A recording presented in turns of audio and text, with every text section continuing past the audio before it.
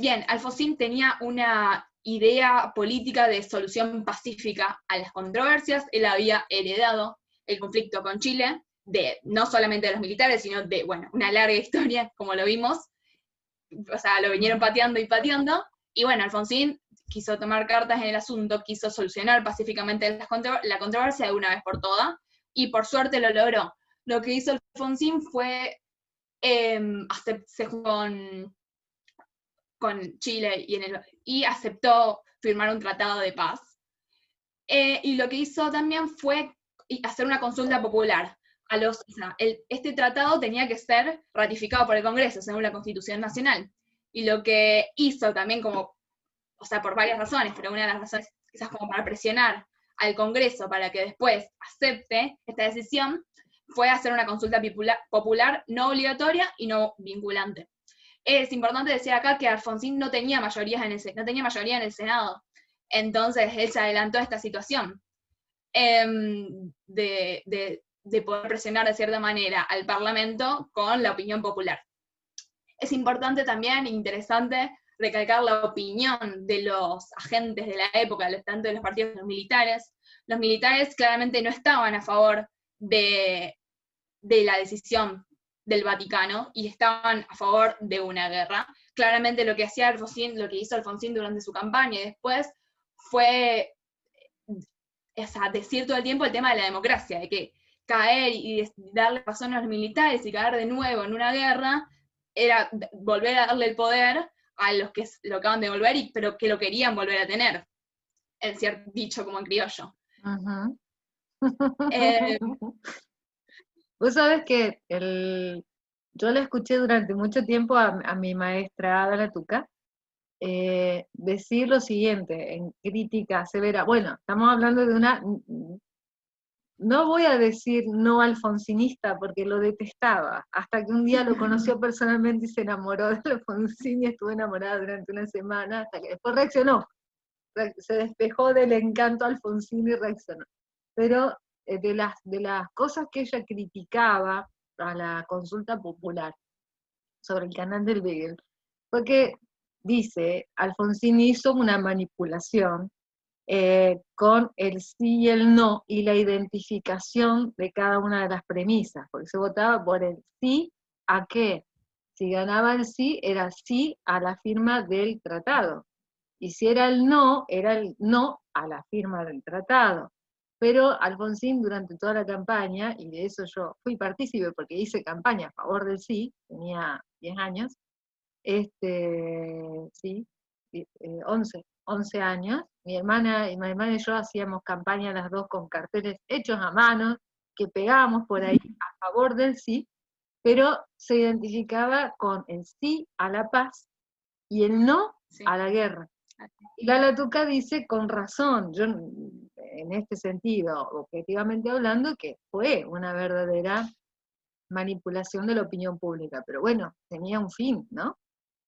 Había una razón. Y quizás, no digo que Alfonsín, no digo que el hecho de que se vote no iba a ocasionar directamente una guerra, porque eso es claro. Pensar lo que se pasó, sí, pero es probable que quizás se hubiese suscitado, o que por lo menos hubiese quedado una mala relación con Chile. Y no habíamos perdido, estábamos en una gran crisis económica, social, lo que menos necesitábamos en este momento era enemigos y una guerra. Entonces, bueno, se hizo lo que se pudo.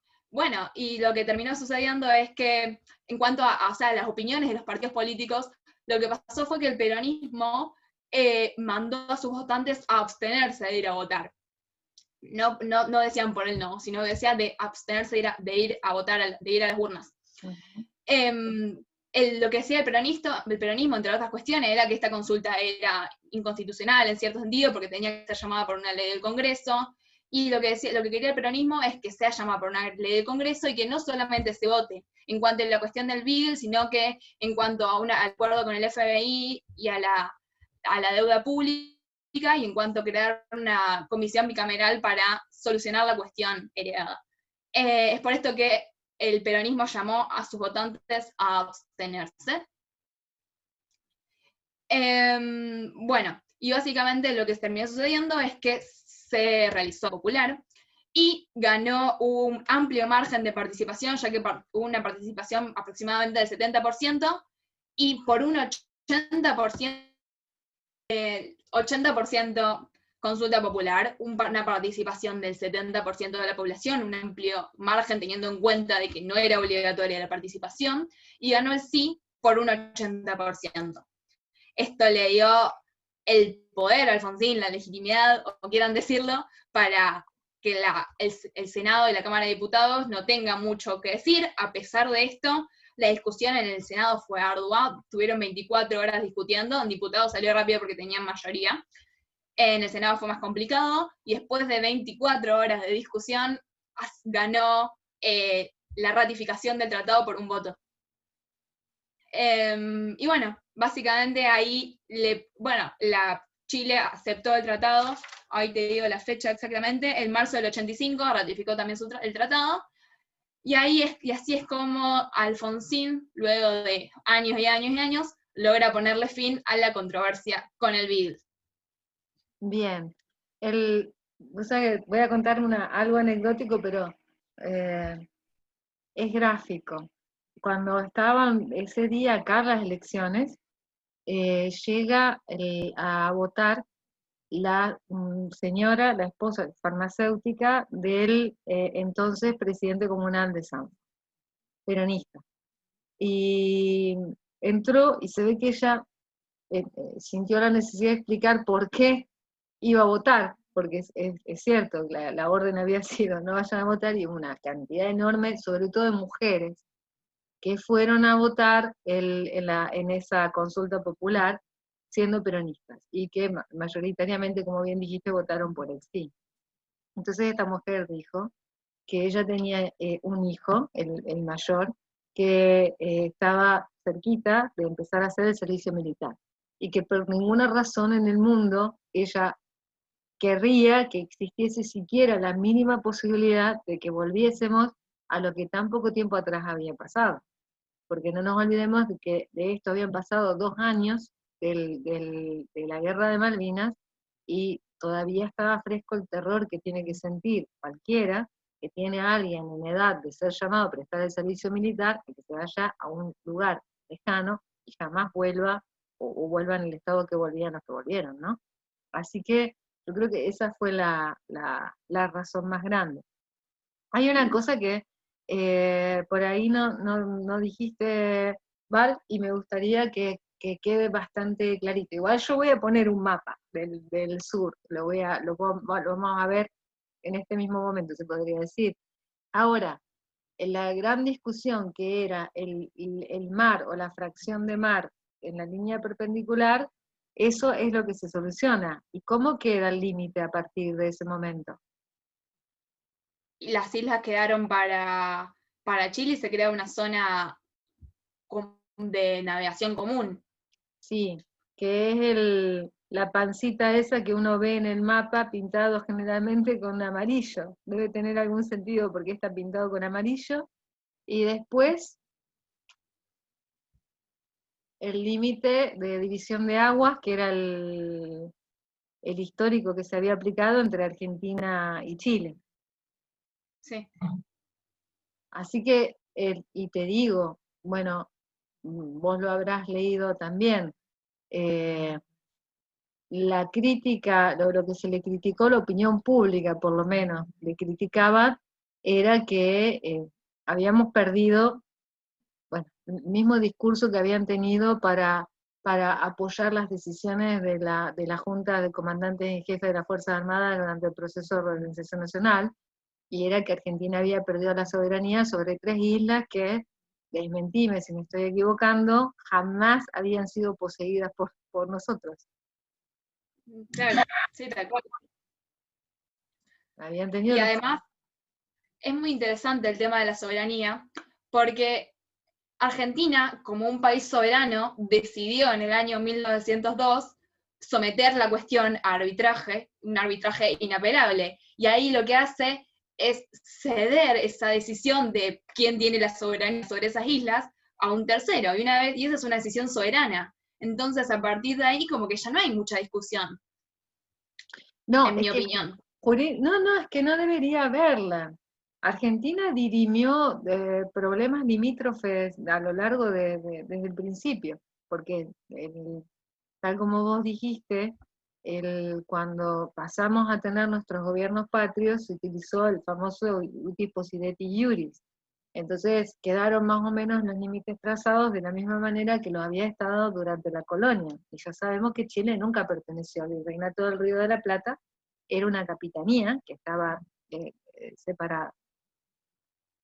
Pero la cantidad de controversias y conflictos que tuvimos con Chile en materia de limítrofe, y con Brasil, y con Bolivia, y con Paraguay, tuvimos problemas de límite con todo el mundo, y siempre se optó por la vía arbitral. Siempre se optó por la vía arbitral. De modo tal en que no había nada nuevo bajo el sol.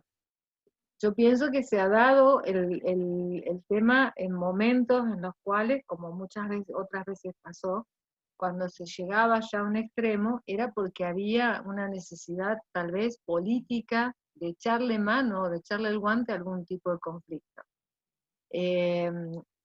El caso del año 78 es claro como el agua, casi que el mismo patrón de comportamiento que con el tema de las Malvinas. No que la Junta Militar no hubiese pensado en la recuperación de las islas Pictono y Lennox, que no hubiese pensado antes en la recuperación de las Malvinas, pero ciertamente convenía fomentar un espíritu de lucha con la bandera de la soberanía nacional, convenía para lograr un favor político que efectivamente en su momento lo lograron con el Aparte, delito como con las Malvinas, ¿no?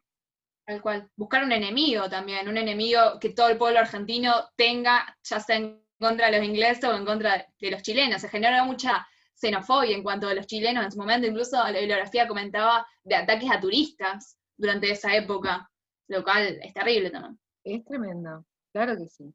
Por más allá de que yo en chiste siempre digo, el tema de los chilenos,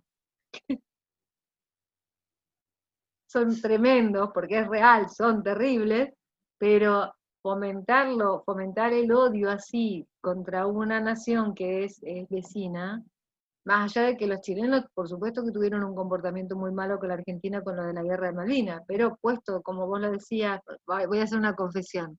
Estaba Valentina hablando y hablando y hablando, y yo no estaba grabando, hasta que por fin Valentina se dio cuenta de que no estaba grabando y vamos a volver a empezar. Pero claro, lo que decía ella, Chile no apoyó a la Argentina, pero estábamos en plena guerra de Malvinas, no apoyó a la Argentina en contra de su conflicto con Inglaterra, por una cuestión de conveniencia, y es una realidad, grande como una casa, era una cuestión de conveniencia, ¿no?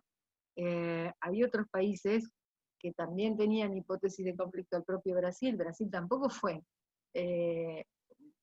una colaboradora con la oposición argentina en la guerra de Malvinas, y al final la Argentina se quedó sola como Adán en el Día de la Madre con el tema de sí, pero porque son buenos. Nosotros no nos merecemos un apoyo de ellos. Pero fue efectivamente así. Sí.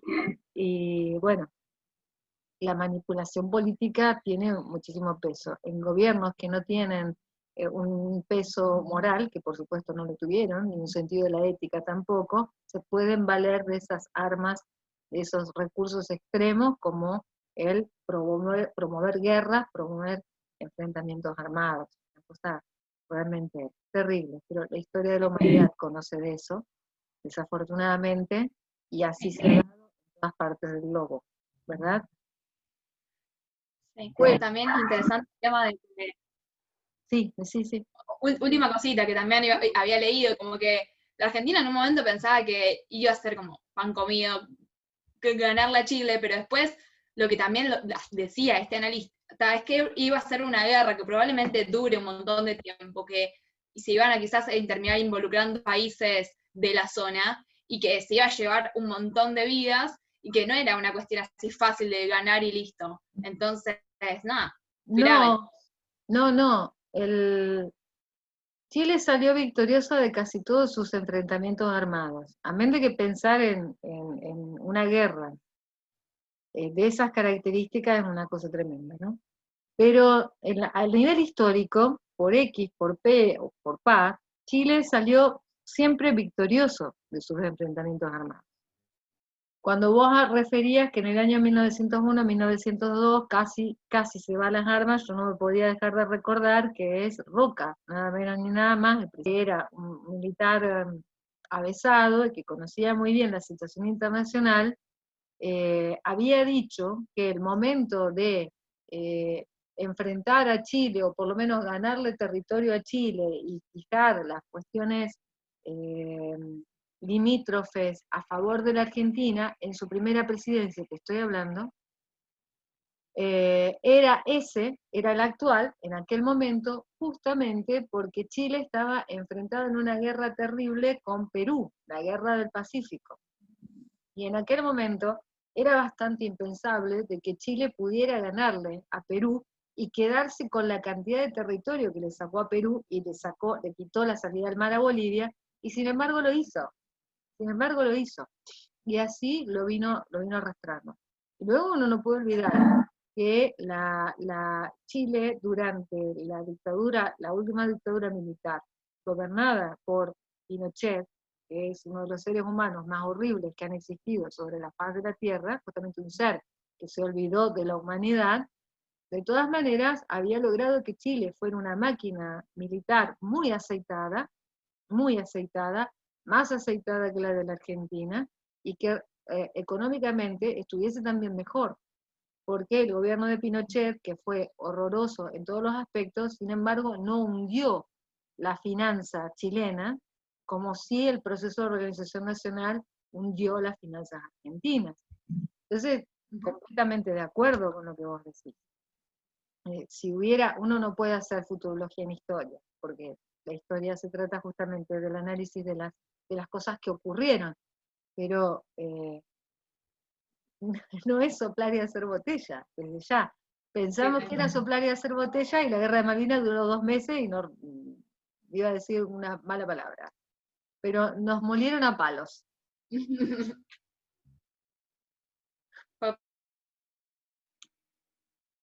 Se me congeló la Valentina. Ahí está. Te me congelaste. Sí, vos también. Ahí va. Bueno, eso era básicamente lo que tenía para decir. Bueno. No, que no sé si se alcanzó, lo alcanzaste a escuchar, que te decía que a mí me quedó muy claro el tema. Lo has puntualizado muy, muy bien, y que me encanta esto de charlar para